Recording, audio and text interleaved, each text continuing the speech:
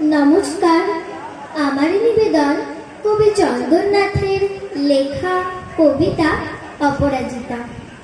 জানো মা, আমি না কবিতা লিখেছি, তোমরা পড়বে কি তা? মার কাছে গিয়ে খাতা মেলে ধরে ছোট্ট অপরাজিতা। রাগী চোখ মেলে মা তাকে বলেন, মাথা কি খারাপ হলো? ছাই পাঁচ সব না লিখে বরং অঙ্কের খাতা খোলো। গুটি গুটি পায়ে গেল সে বাবার কাছে, কবিতা লিখেছি। ও বাবা, তোমার দেখার সময় আছে। মুক্তি না তুলে বাবা তাকে বলেন, কবিতা লিখেছ? বেশ, পড়বো তো বটেই, আগে খবরের কাগজটা করে শেষ।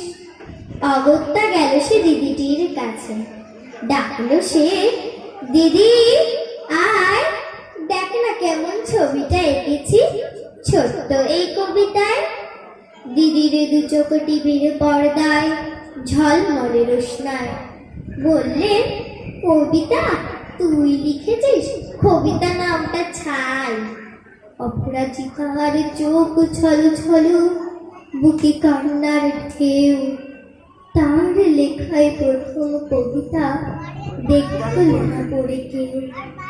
একা ঘরে বসে সামনে তাকালে মালাতে সাজানো ছবি। স্নিগ্ধ দু চোখে রয়েছে চেহে সহজ পাঠের কবি। কবিতার খাতা মেলে সে ধরে, ঠোঁট দুটো থরো থরো।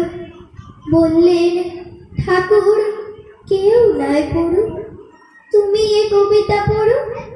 কি জানি কি করে কি যে হয়ে গেল এই কথার সাথে সাথে।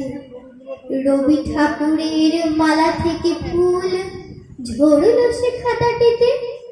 মনে হলো তার সামনে দাঁড়িয়ে বুঝি রবীন্দ্রনাথ। মাথার উপরে রাখলেন তার আধুর মাখানো হাত। নমস্কার।